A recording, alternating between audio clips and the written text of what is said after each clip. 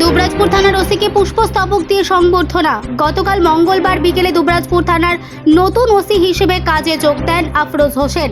তার জায়গায় ছিলেন ওসি তপাই বিশ্বাস। তিনি দুবরাজপুর থানা থেকে বদলি হয়ে নানুর থানায় কাজে যোগ দেন। তাই আজ বুধবার দুবরাজপুর থানার নতুন ওসি আফরোজ হোসেনকে পুষ্পস্তবক দিয়ে সংবর্ধনা করেন দুবরাজপুর পৌর নেতৃত্ব এবং শহর তৃণমূল কংগ্রেসের নেতৃত্ব।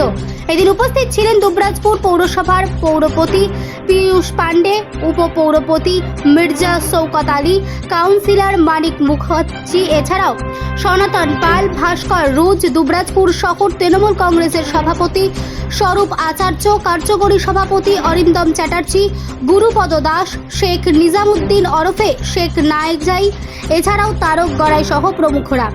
উল্লেখ্য, আগেই থানার ওসি হিসেবে কাজ করেছেন আফরোজ হোসেন। তাই শহরের বেশ কিছু সমস্যা নিয়ে পৌরপতি পীযূষ পাণ্ডে সহ অন্যান্য কাউন্সিলররা ওসির সাথে আলোচনা করেন।